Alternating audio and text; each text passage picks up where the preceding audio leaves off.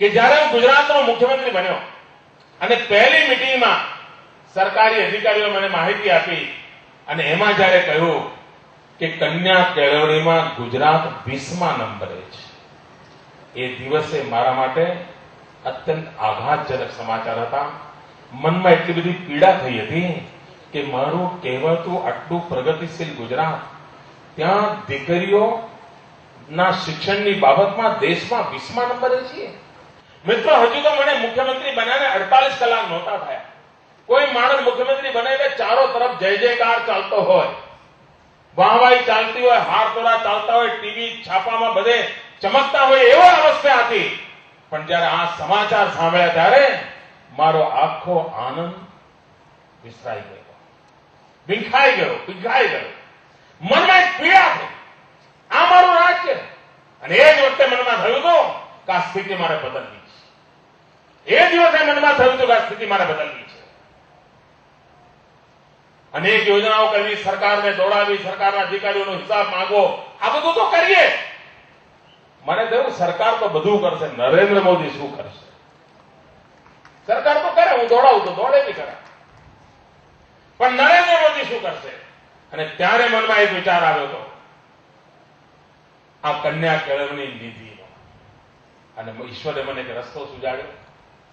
આમાં તમે જુઓ, મુખ્યમંત્રી બન્યા એટલે જ્યાં જાતે લોકો ભેટ સોગાદ આપતા હોય છે, મંચ ઉપર આવીને બધું આપે, તલવારો આપે, સાફા આપે, ને શાલ આપે, ને ચાંદીના રથ આપે, ને સરસ મજાના પેઇન્ટિંગ આપે, ને જાત જાતમાં પણ મુખ્યમંત્રીઓને જરા મોંઘું આપે, સરસ આપે, મને પણ આપે.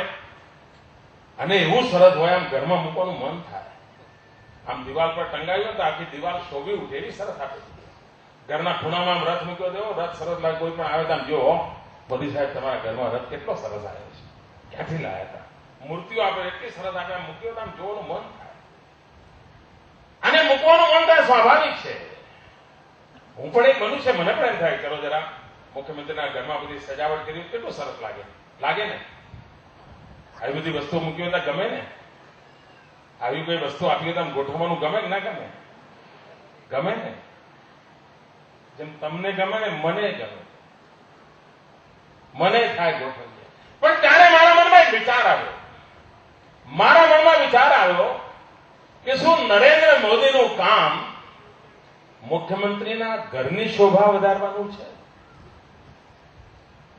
અને ત્યારે મારા આત્માએ મને જવાબ આપ્યો કે ના, નરેન્દ્ર મોદીનું કામ મુખ્યમંત્રીની ઘરની શોભા વધારવાનું નથી. નરેન્દ્ર મોદીનું કામ ગુજરાતની શોભા વધારવાનું. અને જો ગુજરાતની શોભા વધારવી હોય તો ભણેલી ગણેલી દીકરી, એનાથી મોટું કોઈ ગુજરાતનું ઘરેણું ના હોય, એનાથી મોટી કોઈ ગુજરાતની શોભા ના હોઈ શકે. અને એ જ પળે ઈશ્વરે મને રસ્તો બતાવ્યો કે આ બધું જે આવશે એ સરકારની તિજોરીમાં જમા કરીશ, એની હરાજી કરાવીશ, અને જે રૂપિયા આવશે એ રૂપિયા મારી દીકરીઓના ભણવા માટે ખર્ચી દઈશ. ભાઈઓ બહેનો, અત્યાર સુધીમાં લગભગ 19 કરોડ રૂપિયાની વસ્તુ આપી. 19 કરોડ રૂપિયા હું ઘરે લઈ ગયો તો કોઈ પૂછવાનું નહોતું મને કે સાહેબ પેલું બધું ક્યાં ગયું. અત્યાર સુધી કોઈ પૂછ્યું છે? ભાઈઓ બહેનો, પહેલા મુખ્યમંત્રી આવીને જતા હતા તો છાપામાં સમાચાર આવતા હતા કે આટલું કરી ગયા, આટલું લઈ ગયા, ભત્રીજા આટલું કરી ગયા, ભાણિયા આટલું કરી ગયા, સાળો આટલું કરી ગયો, એવું તો આવતું હતું ને. આ રાજ્યમાં એવો મુખ્યમંત્રી છે કે જેના માટે એમ કહેવાશે કે આટલું મૂકીને ગયા. મિત્રો, ભાઈઓ બહેનો, મૂકીને ગયા છે. અને એનો મને આનંદ છે. જીવનની ધન્યતા એમાં છે. અને એમાંથી આજે દીકરીઓના ગૌરવની ઘટના બની છે. અને જે દીકરીઓનું આજે સન્માન થયું છે, એ બધી જ દીકરીઓને અંતઃકરણપૂર્વક અભિનંદન આપું છું. એમણે આ ઉચ્ચ ગુણાંક લીધા છે, સ્પર્ધામાં આગળ નીકળ્યા છે. પણ મારે એની સાથે સાથે એમની શાળાના શિક્ષકોને પણ અભિનંદન આપવા છે, જેમણે આ દીકરીઓને તૈયાર કરવામાં રસ લીધો હશે. એનાથી વધારે અભિનંદન મારે એમની માતા પિતાને આપવા છે, એમાંય ખાસ કરીને માતાને આપવા છે. દીકરી ત્યારે જ ભણી શકે કે માતા સહકાર કરે તો જ. નહીં તો માં એમ કે જા બેટા શાક લઈ આય, ચાલ આજ મહેમાન આવવાના છે, રોટલી બનાય, ચાલ મારે કામ છે તો નાના ભાઈને રમાડ, તો એ બેન ભણી જ ના શકે. દીકરી તો જ ભણી શકે જ્યારે માતા કષ્ટ ઉઠાવતી હોય. કારણ કે માને જરૂર એમ થાય કે દીકરી 12-14 વર્ષની થાય ત્યારે માના મનમાં ઈચ્છા થાય કે હવે ઘરમાં કામ કરે, મદદ કરે, નાનું મોટું કચરો વાસીદું કરે. પરંતુ જે માતા સમજદાર છે એને દીકરીને કહ્યું હશે કે બેટા નહીં, હું રાંધવાનું કામ કરીશ, હું બાળકો રમાડીશ, હું ઘરની સફાઈ કરીશ, બેટા તું ભણવામાં ધ્યાન આપ. જે માતાએ આ કર્યું હશે ને એની દીકરીઓ ભણી શકી હશે. એ માતાઓને મારે સલામ કરવી છે, એ માતાઓને મારે વંદન કરવા છે જે માતાઓએ પોતાની દીકરીઓને ભણાવી છે. અને દીકરીઓ તો અભિનંદનની અધિકારી છે કે એમણે આ વાતાવરણનો લાભ લીધો. આ વાતાવરણનો લાભ લઈને શિક્ષણ માટેનો એમણે પ્રયાસ કર્યો. ભાઈઓ બહેનો, આજે બીજો પ્રસંગ છે સંકલ્પ જ્યોત યાત્રાના સ્વાગતનો. 1 મે અમરેલીથી આ સંકલ્પ જ્યોત યાત્રા નીકળી છે. 150 કરતા વધારે જગ્યાએ ફરતી યાત્રા કરતી અનેક લોકોના આશીર્વાદ લેતી યાત્રા, આ સંકલ્પ જ્યોત યાત્રા આપના ગામમાં આવી છે.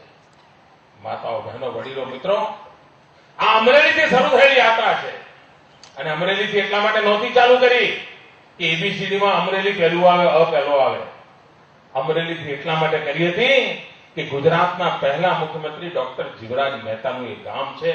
ડોક્ટર જીવરાજ મહેતા પહેલા મુખ્યમંત્રીએ એમણે કોઈ સપના જોયા હશે, એ પછીની સરકારોએ કોઈ સપના જોયા હશે, દરેક મુખ્યમંત્રીએ કોઈ સપના જોયા હશે. 50 વર્ષ આ બધા સપનાઓનો સરવાળો છે.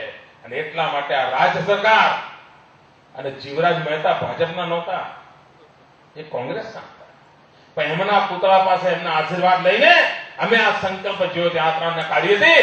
કારણ ગુજરાતની સ્વર્ણિમ જયંતિ એ કોઈ પાર્ટીનો કાર્યક્રમ ન હોઈ શકે. સત્તામાં કોઈ પણ પાર્ટી હોય એ જનતા જનાર્દનનો કાર્યક્રમ છે, ગુજરાતની આમ જનતાનો કાર્યક્રમ છે. એમાં રાજકીય આડાપાટા ન ચાલે. અને એટલા માટે જીવરાજ મહેતાના આશીર્વાદ લઈને યાત્રાનો પ્રારંભ કર્યો. યાત્રાની સાથે સંકલ્પ જોડ્યો છે. ગુજરાતનો પ્રત્યેક નાગરિક સંકલ્પ લે, અને સંકલ્પ લઈએ તો સ્થિતિ પલટી શકાય છે.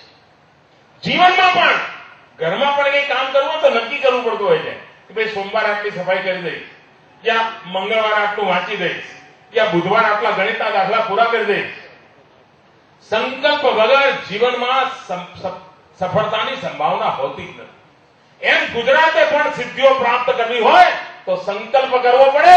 પરંતુ રાજ્ય સરકાર સંકલ્પ કરે એના કરતા જનતા જનાર્દન સંકલ્પ કરે ત્યારે સંકલ્પની તાકાત 5.5 કરોડ ગણી વધી જાય. રાજ્ય સરકાર સંકલ્પ કરે એની તાકાત 1 હોય, જનતા સંકલ્પ કરે તો એની તાકાત 5.5 કરોડ ગણી હોય.